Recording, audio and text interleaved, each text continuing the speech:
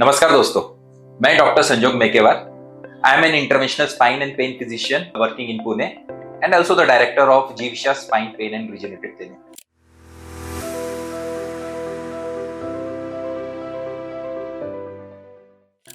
जैसे हमने पिछले वीडियो में बात किया कि शोल्डर पेन में अल्ट्रासाउंड एग्जामिनेशन का बहुत बड़ा रोल होता है, तो इस वीडियो में हम उन्हीं एडवांटेजेस को सीधा सीधा स्क्रीन पे देखेंगे। तो आज के हमारे जो पेशेंट है, he is a working IT professional and उन्हें लैपटॉप के सामने 10 घंटा 12 घंटा लगातार बैठना पड़ता है, because of which he has developed shoulder pain and he is suffering from it since last 4 to 6 months। तो पहले हमने इनका क्लिनिकल एग्जामिनेशन किया है, जिसमें हमें ऐसा लग रहा है कि उन्हें सुप्रास्पाइनेटस जो टेंडन होता है उसमें डिजेनरेटिव चेंजेस के कुछ साइंस हमें मिलेंगे। अल्ट्रासाउंड की मदद से अभी हम देखेंगे कि हम किस तरीके से वो टेंडन को सीधा सीधा स्क्रीन पे देख सकते हैं और उसकी पैथोलॉजी को आइडेंटिफाई कर सकते हैं। तो शोल्डर एग्जामिनेशन के लिए हम पेशेंट को कंफर्टेबल पोजीशन देते हैं, which is a sitting position. हम कुछ जेल अप्लाई करते हैं ताकि हमें विजन अच्छा मिले।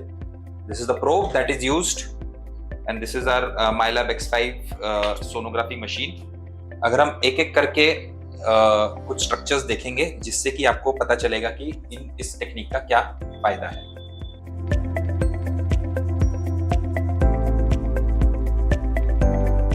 तो शोल्डर एग्जामिनेशन में हम स्टार्ट करते हैं आगे से और फिर ऊपर और पीछे करके पूरा शोल्डर का अच्छे से एग्जामिनेशन करते हैं। तो यहाँ आप देख सकते हैं स्क्रीन पे, ये जो व्हाइट कलर की शैडो दिख रही है वो हमारी ह्यूमरस बोन की शैडो है, और जो ये खड्डा दिख रहा है वो उसे हम बोलते हैं बाइसेप्टल ग्रूव। इस बाइसेप्टल ग्रूव के अंदर अगर आप देखेंगे तो एक व्हाइट कलर की शैडो दिख रही है जो कि है हमारा बाइसेप्स टेंडन।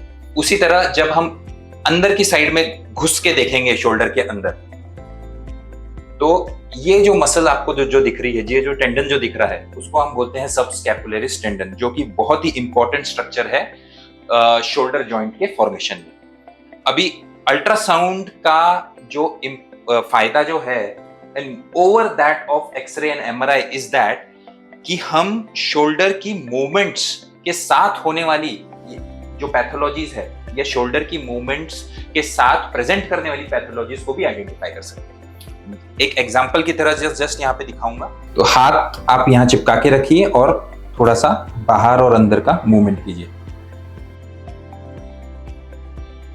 तो आप यहाँ पे देखेंगे कि ये आपका जो टेंडन है सबस्कैपुलर टेंडन, उसका मूवमेंट आप कितने ब्यूटीफुली देख सकते हैं।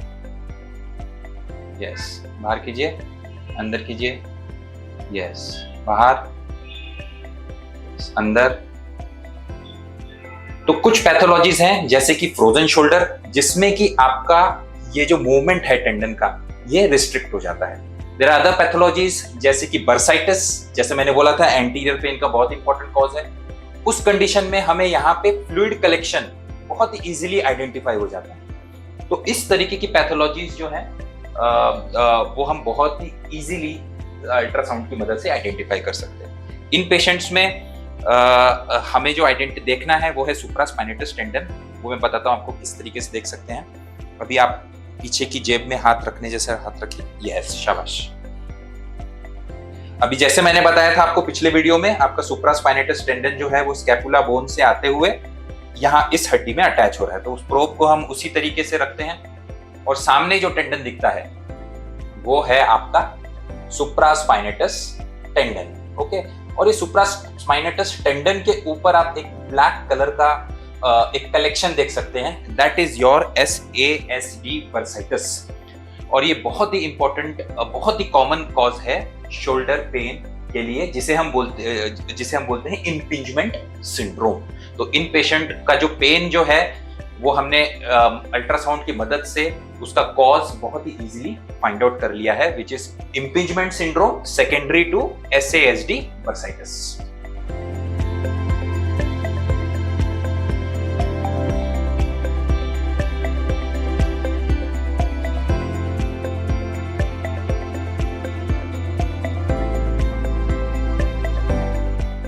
ओके, हमने अभी देखा कि किस तरीके से अल्ट्रासाउंड एग्जामिनेशन से हम एक एक शोल्डर का स्ट्रक्चर को अच्छी तरीके से देख सकते हैं और उसके अंदर की पैथोलॉजीज को आइडेंटिफाई कर सकते हैं।